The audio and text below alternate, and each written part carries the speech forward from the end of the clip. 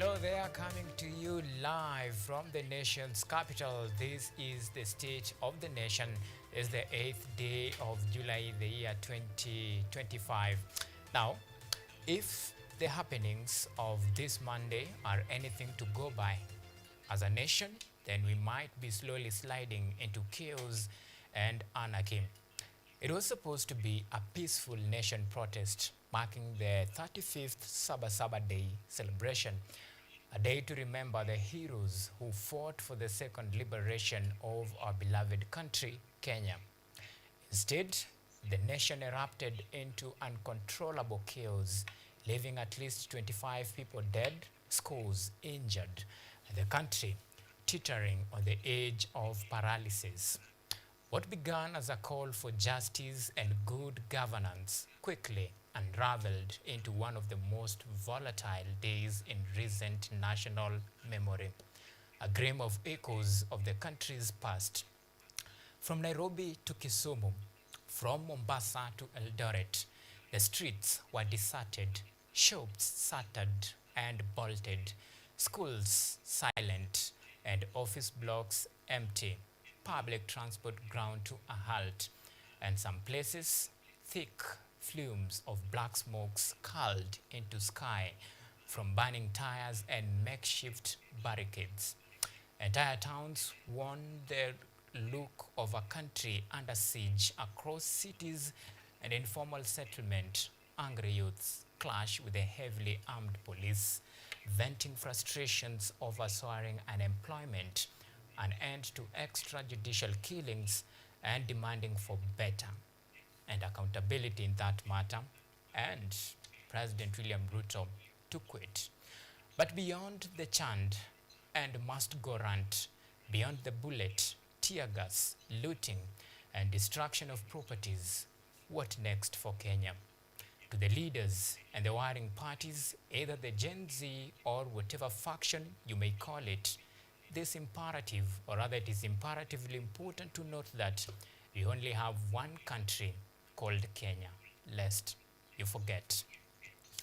All right, we have much and more lined up for you, including a reflection of events that unfolded yesterday, a dark history in our nations that unfolded just right in front of our eyes. But this and many more. But first, our top stories tonight.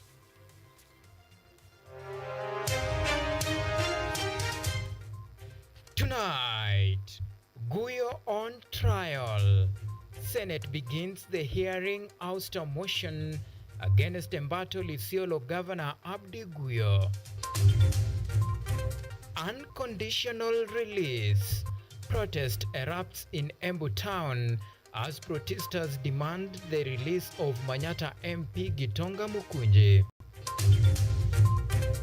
Also tonight, no to extrajudicial killings. Maraga and Martha Koome condemns chaos and police excesses on demonstrators. Plus, pen to paper. Ruto signs into law the division of Revenue Bill of 2025.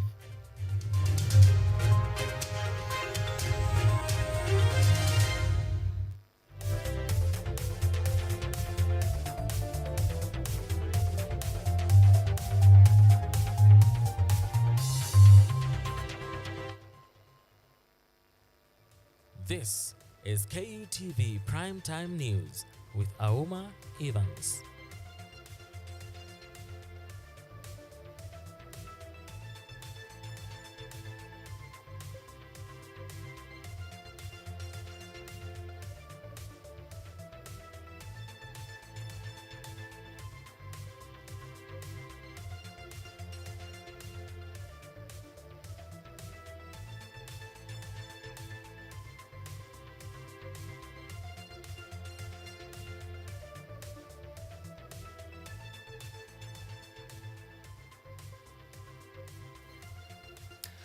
Right, thank you for choosing us to bring you up to speed with the latest. Our sign language interpreter tonight is Naomi Ombwe. Remember, you can follow this broadcast on all of our social media platforms. We are coming to you live on YouTube at KUTV News Kenya. You can tweet us on X at KUTV_Kenya at Auma Events. The hashtag to use, State of the Nation. So tonight we begin with the matters politics. Now, two key allies of former Deputy President Rigathi Gachagua were today arraigned at the Kahawa Law Court over allegations of arson and destruction of government property. Peter Kinyanjui Kawanjiru and Sarah Wanjiku Thiga are accused of setting Kikuyu Law Courts on fire in a case that has drawn national attention. This story was produced by our very own Rose Karori and Frederick Wange. Kinyanjui Kawanjiru and Sarah Wanjiku Thiga appeared before the Kahawa Law Courts under tight security, facing grave charges linked to the recent torching of the Kikuyu Law Courts. The prosecution, led by officers from the Anti-Terrorism Police Unit and sanctioned by the Office of the Director of Public Prosecutions, accused the two of orchestrating acts of sabotage and causing significant damage to public infrastructure. Provided that an act which disrupts any services and is committed in the pursuance of a protest. The court was told that the suspects deliberately endangered public safety by targeting critical state institutions. The prosecution pushed for strict bail terms, citing the seriousness of the crime and its threat to national security. In their defense, the accused requested more time to study their evidence, arguing for a fair opportunity to mount their legal response. The court granted the request and adjourned the matter, with the magistrate scheduling a new hearing date to 10th July 2025. The acts resorted to serious damage to government offices, Kikuyu Probation Office, Kikuyu Law Courts, Kikuyu Sub-County Offices, Kikuyu Chief's Office. Security was visibly heightened around the court precincts, underscoring the political and public sensitivity surrounding the case.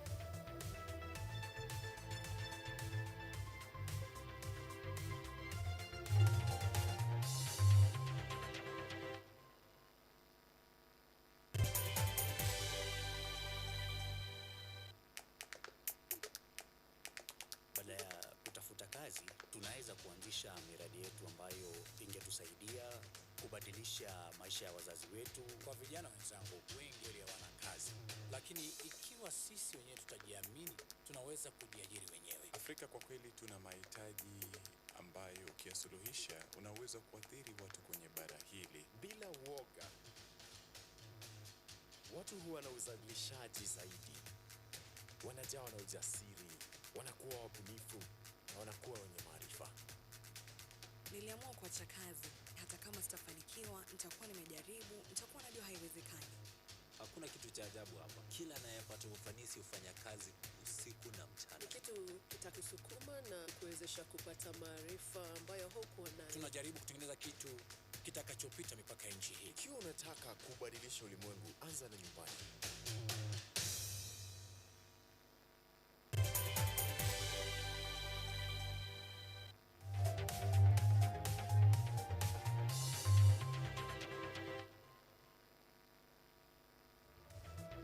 You are watching KUTV Primetime News with Auma Evans.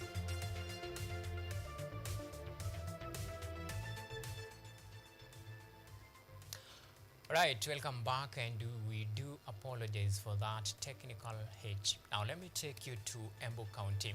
Transport was paralyzed along the Embu-Nairobi highway as angry locals demanded the immediate release of Manyata Member of Parliament Gitonga Mukunje. Mukunji, who was arrested on 7th of July over the incitement to violence and sponsoring an arrest during the Sabasaba protests, spent the night at Muthaiga police station before being arraigned at Kahawa Law Courts on Tuesday. The former Laikipia women representative Catherine Waruguru criticized the arrest as a violation of democracy and human rights, with the residents of Manyata constituency demanding his immediate arrest, calling the arrest as politically motivated and an attempt to silence dissenting voices.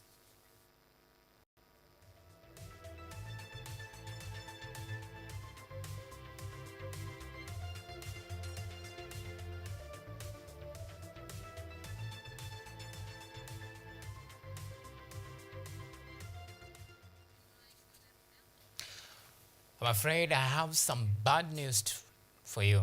Now, two families in Kirinyaga County are crying for justice following the tragic death of two young men during the Sabasaba protest. And as KUTV's Anyango Silvia reports, the victims, aged 25 and 21, reportedly succumbed to gunshot wounds inflicted by police officers during their confrontations with protesters. Masheria tulishida na yeye akatoka kwa Boma saa 9:30. Niambia nataka kwenda Kagumo alafu narudi. Baada ya dakika kichache nikapigia simu na kijana.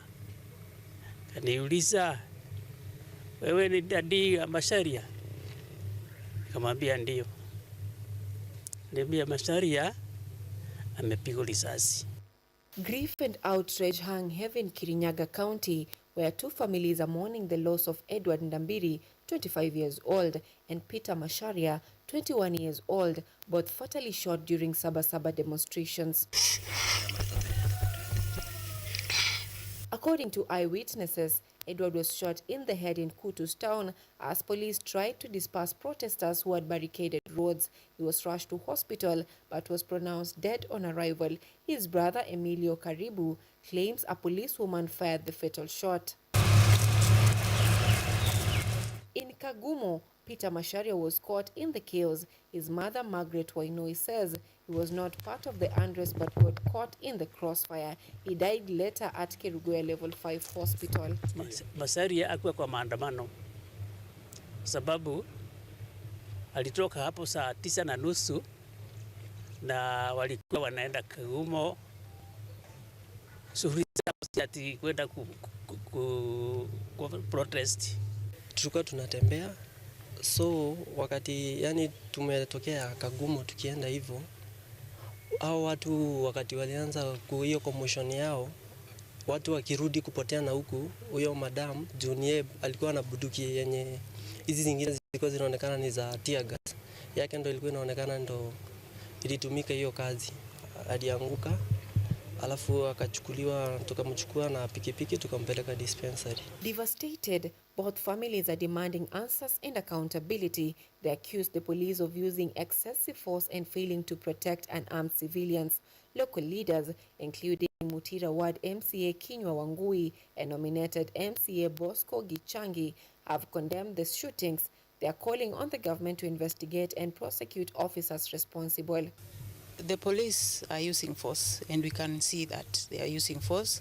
You're not supposed to kill someone. If someone is in the riots or the demonstration, there are peaceful ways, as the MCA has said, to disperse people, but not to shoot someone.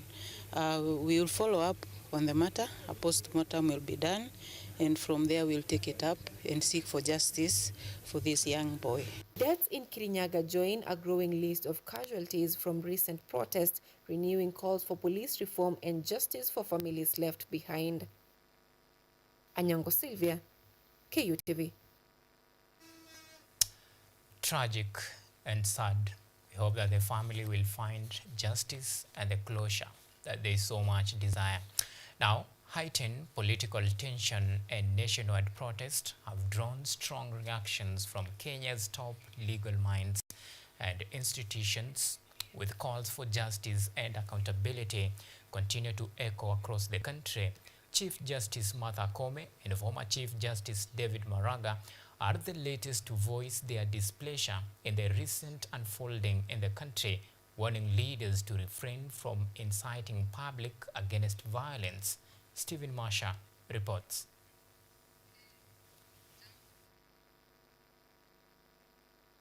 Chief Justice Martha Koome has appealed to Kenyans to uphold peace and civility while exercising their constitutional right to protest. Speaking amid heightened tensions across the country, Koome emphasized the importance of safeguarding the rule of law and ensuring the demonstrations remain nonviolent. Koome also urged security agencies to exercise restraint and respect human dignity. She reminded both citizen and law enforcement officers that Article 37 of the Constitution guarantees the right to assembly, demonstrate and picket provided such actions are peaceful. At a time when our country and our democratic fabric have come under strain through waves of public protests, these moments have reminded us of the delicate balance that must be maintained between constitutional rights to peaceful assembly and protests. Speaking on Tuesday morning, former Chief Justice David Maraga condemned what he termed as state repression. Maraga expressed deep concern over the growing violence and loss of lives, calling for a united moral front to defend constitutional freedoms. A nation cannot stand when its people's backs are broken. This is not an intergenerational conflict, as hard as we wish to frame it. Neither is it an ethnic or constitutional crisis requiring a referendum or yet another handshake. This is a failure of leadership, an institutional failure, and not a constitutional deficit. Elsewhere, National Cohesion and Integration Commission (NCIC) has condemned the recent loss of lives, destruction of property, and raising incidents of violence witnessed during the nationwide protest held on June 25 during commemoration of those who died on June 25, 2024 and July Sabasaba protests. The statement read, and I quote, "In a democratic society like Kenya, no grievance, however genuine, should ever result in loss of life or the destruction of livelihoods that citizens have worked so hard to build." End of quote. The calls and reaction comes as the nation grapples with grief, anger and uncertainty, with leaders calling for accountability, restraint and dialogue in the nation. Stephen Masha, Kutv, Nairobi.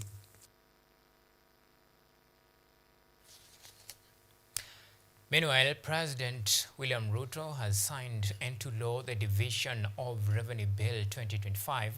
The bill was approved following deliberation and agreement by the Parliament in accordance with the 2025-2026 Finance Act.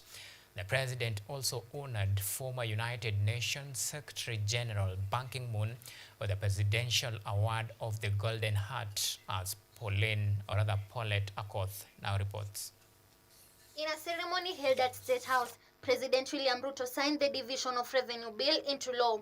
He termed the move as key to implementing government operations in line with the 2025-2026 budget framework, saying it would strengthen devolution. He further stated that his administration is committed to partnership and transparency.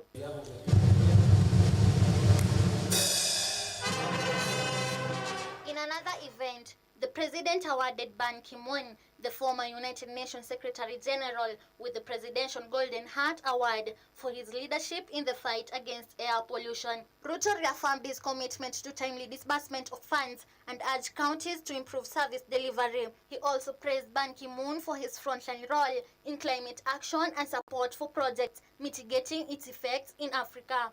Kenya is proud to honor you for your lifetime of service to humanity. May this award serve as our profound appreciation of your vision, dedication, and lasting impact of your work on humanity. In his acceptance speech, Ban Ki-moon expressed deep gratitude and pledged continued support for Kenya and Africa in building resilience for vulnerable communities. He said the Global Center on Adaptation has been working closely with African nations to support youth innovation, modern agriculture, and climate-resilient infrastructure. Kenya has always been a great friend of my country and also of my mind. And I have one more secret reason to feel the deepest gratitude to you, Mr. President. After I stepped down from the United Nations as Secretary General and returned home, the first place I headed was Kenya. After a couple of weeks of relaxation and reflection, I felt rejuvenated by this great nation and was able to start on the next stage of my life and career. Kenya came to my rescue in a moment of need and served up. The event, which combined economic and environmental agendas, demonstrated Kenya's dedication to strengthening devolution and global cooperation in climate strategies. Paulette Akoth, KUTV, Nairobi. All right, it is 21 minutes past 9 o'clock. Time to take our very first break here on the State of the Nation. Remember, plenty more to follow after the break.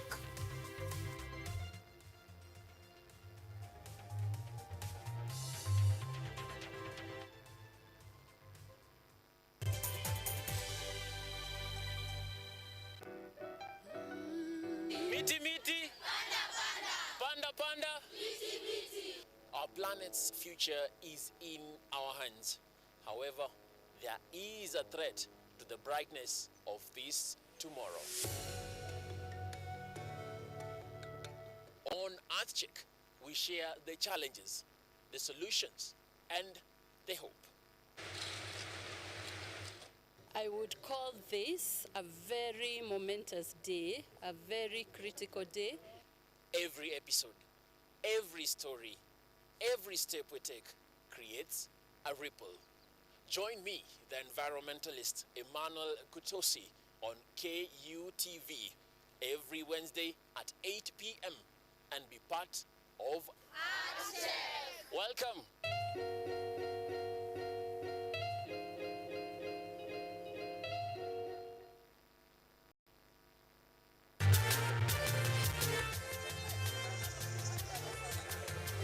Ni nguzo na uso wa jamii. Kupanda shuka, akawa tuzo. Ukakamavu wake, ukatii na kumfanya mwenye bidii. Kwa machozi na makeke, akabaini jinsi ya kuwini. Huyu ni mwanamke ngangari, kwa jinsi alivyo ng'ari-ng'ari. Mimi ni mwanamke mwake. Usikose kutazama kipindi cha mwanamke mwake, nami Caroline Kimwele.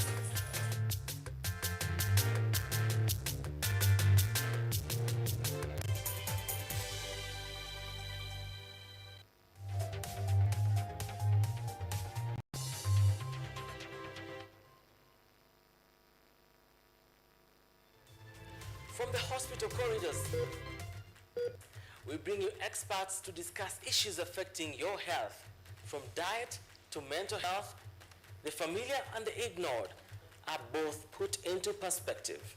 We then dive into the environment and look at the effects of climate change and its solutions. Join me, Mutegi K. Martin, every Friday at 9 p.m.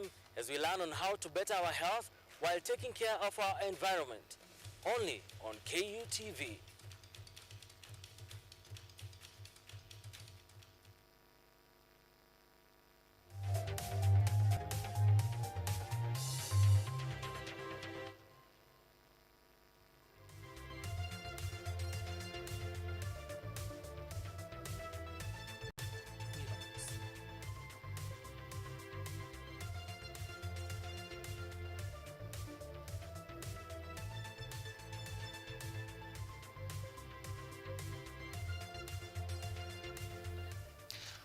All right, welcome back and thank you for keeping it State of the Nation. Now, Isiolo Governor Abdi Guyo can now breathe a sigh of relief after the Senate unanimously throw out a motion, an impeachment motion against him. This is after 16 out of 18 members of County Assembly had impeached him initially and presented their petition to the Senate for the governor to be shown the door. However, Abdi Guyo will leave another day to actually enjoy the warmth of the office and the privilege of a governor. And of course, I will be bringing you up to speed with the latest of what transpired today in the in the county, or rather in the Senate, as the proceedings to oust Isiolo Governor Abdi Guyo, the proceedings, the way things went down in the Senate. And of course, that story is coming to you in just a while with our reporter Emmanuel Kutosi, our political affairs reporter Emmanuel Kutosi, with the latest on what unfolded in the Senate. The Senate Clerk Jeremiah Nyangeye rang the ceremonial bell, marking the official start of an impeachment trial into the embattled Isiolo Governor Hassan Guyo. The process follows a resolution by the Isiolo County Assembly, where a near-unanimous vote by the members of County Assembly sought to remove the governor of allegations of gross misconduct and abuse of office. A soft copy of the scanned roll call vote is contained in the accompanying. Governor Guyo's legal team challenged the validity of the impeachment motion, arguing it did not follow the due process required by law. Despite their objections, the High Court cleared the way for the matter to be handled by the Senate. Not debated, purportedly debated and purportedly approved by the County Assembly of Isiolo. The judge has made a determination. It is null and void and of no... They are a verbatim record of what transpires in a House proceedings. Therefore, they are able to tell us exactly what happened on the day that that motion is said to have been passed. We have raised an issue with proceedings that are said to have taken place on the 18th of June 2025 and proceedings that are said to have taken place on 26th of June 2025. A query on whether the sitting of the Isiolo County Assembly happened or not weighed heavily into the first session, putting the whole process to question. Mr. Speaker, this is a very complex matter, but simple at the same time. The gentleman quoted, who confirms that indeed there was a sitting. The response from the governor also has a gentleman insisting that he's a clerk for the county assembly, and he insists that there was no sitting. I'd wish to hear from both councils on who between these two gentlemen is a clerk of the assembly. Have they submitted the Hansard, the audio Hansard, plus the video Hansard for that day? You point out your rebuttals, 1, 2, 3, so that we can know what points. Otherwise, for me, I just heard a big lecture, and I didn't pick out the rebuttal. While the governor impugns or challenges the validity of the impeachment motion, the validity of the court order that was given, which court order is the basis of the challenge that the governor has put up to the propriety of these proceedings, is also in question. The first-time governor who came to power in 2022 in a Jubilee Party ticket before switching allegiance to the Kenya Kwanza Alliance had his tenure balanced on the merit of process that the county assembly was accused of disregarding. Mombasa has also alluded that let us just deal with this motion. If Governor Guyo is impeached, he can go to court. The prescription that the senator from Mombasa has given is that let us take poison and then we can take milk later. That shall not happen and we cannot do it. We cannot take poison as we are seeing. This motion is defective. There was no sitting of the county assembly. Need to impeach a governor. One count is enough to impeach a governor. And I was very eager to impeach him. 1 votes, nays 12 votes, abstention 0 votes. So the ayes have it. Who approve any team that is brought by the governor on the floor of the assembly. So I think what people are complaining about the county assemblies, we should be very, very careful, because the minute you brought a motion here and the Isiolo people that elected you are watching, they'll be wondering such questions that we're asking ourselves. Motion having been passed, the impeachment proceedings in the matter of the proposed removal from office of the governor of Isiolo County have forthwith terminated. The allegations against Governor Guyo include sexist remarks directed at Isiolo Senator Fatuma Dulo, mismanagement of 30 million shillings in bursary funds, abuse of office, and consistently running county affairs from Nairobi instead of being physically present in Isiolo County. Where he has stated that there was no sitting. Mr. Speaker, I find this to be a very fundamental issue in this case, which will determine the direction that this matter will take. I wanted to find out from the County Assembly whether your proceedings are live streamed or do you have a YouTube channel where we can refer to? Number two, Speaker, to the County Assembly again. I've seen the affidavit of a clerk. How many clerks do you have? Are there any other deficiencies in the motion that is before this House? Isiolo Senator Fatuma Dulo pleaded with the House to uphold the motion, terming it a make or break for oversight, further calling for protection. As the move of the motion, the majority leader Aaron Cheriot termed it a matter of urgency. Killing the PO, you have thrown Isiolo to the dogs, you have thrown the assembly to the dogs, and if anything happens tomorrow, this House will be blamed.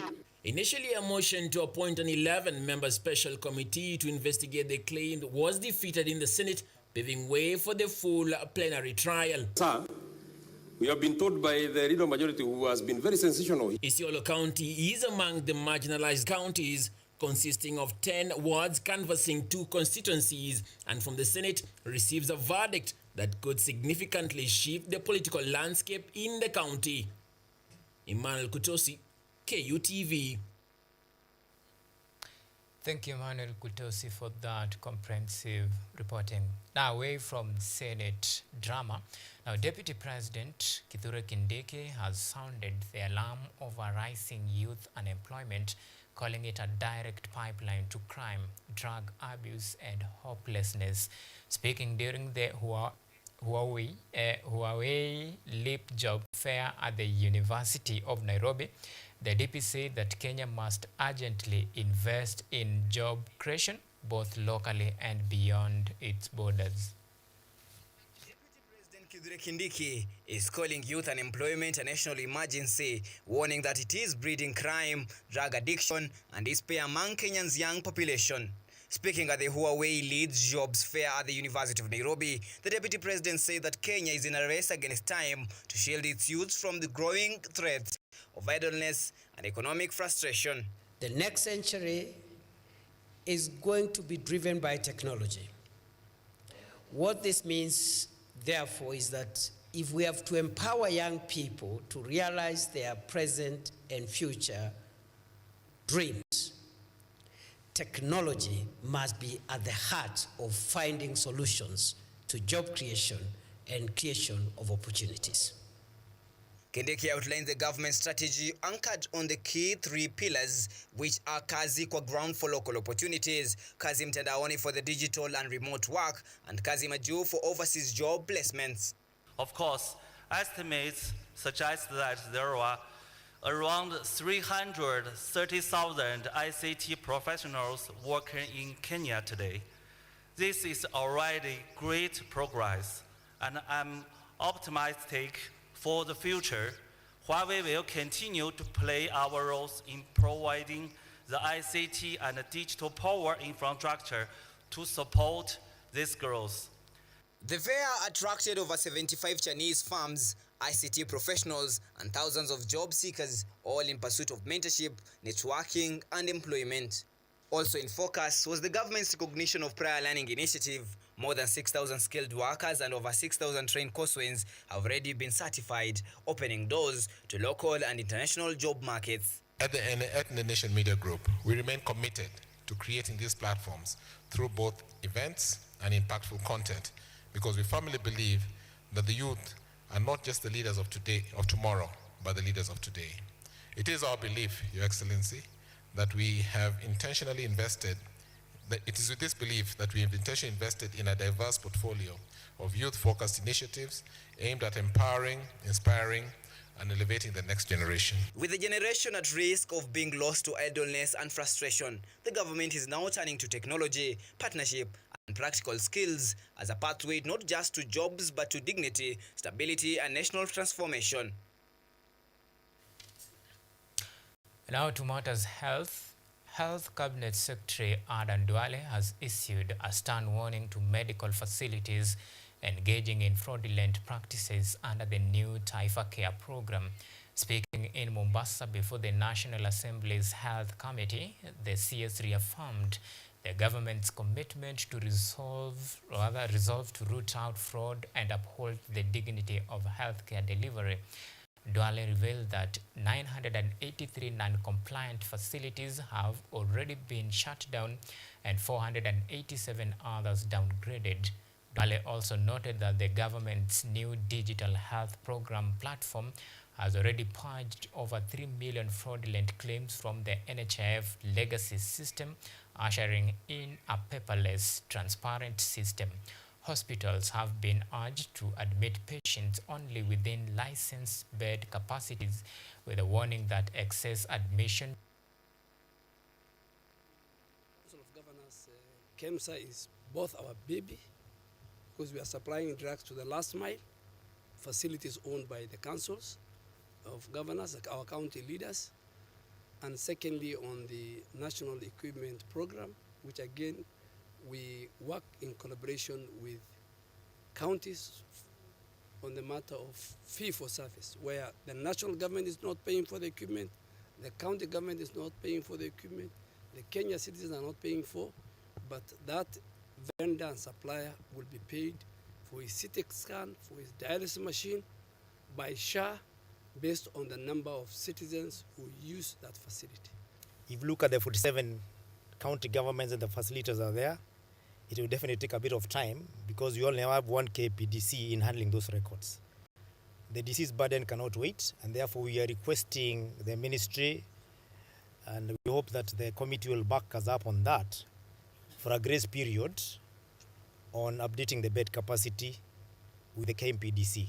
Should there be found a situation whereby fraud was committed, then the minister and the SHA are at liberty to recover such monies or such funds that will be paid fraudulently.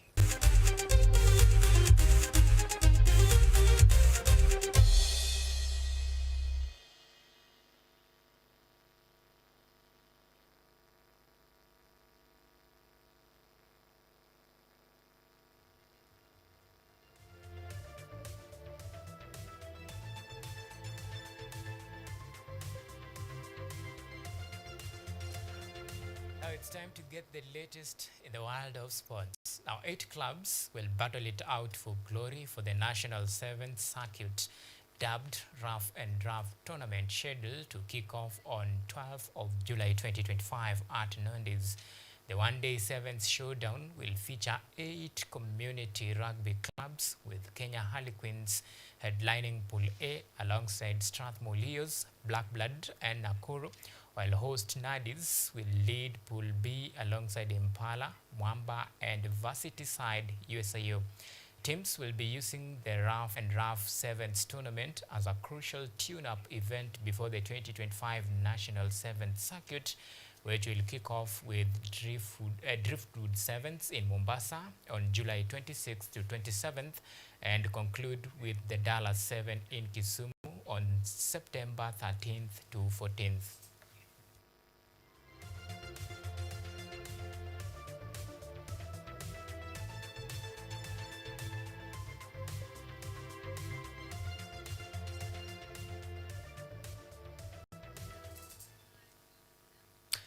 Now from rugby to motors football, the English Premier League side Chelsea will take on Brazilian side Fluminense in the semi-finals of the Club World Cup schedule to kick off tonight at 10 p.m. East Africa time at the MetLife Stadium in New York. With the Blues facing a golden chance to make it to the final of the new competition, the winners of this encounter will face off either Real Madrid or PSG in the finals slated for 13th of July 2025 at the same venue.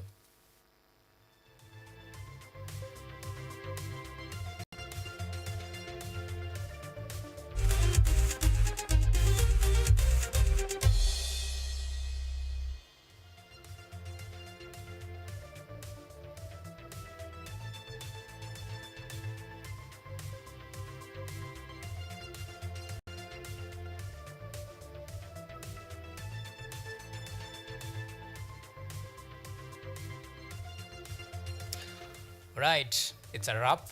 Asante sana for the men and women behind the scene, and of course for you, our esteemed viewers, for always keeping us a company in the last 40 minutes or so. My good name is Auma Evans. Naomi Omboi has been our sign language interpreter tonight. But before we wrap it up officially, just a kind reminder. In a world where everyone, or rather everybody, behaves normal, sometimes you can choose to be abnormal in a very rhetoric fashion of it. The event, which occurs just as any other ordinary event in our country, should trigger the common sense that you hold so dear. Remember, we only have one Kenya, so play your part as a responsible citizen in as much as you are advocating for your rights, holding those to power to account, but remember the rule of law is what governs everybody. Well, that is just a piece of, just a small chunk of meat for you, a food for thought. So while you reflect on that, remember to pray for Kenya, and God bless us all. Good night for now.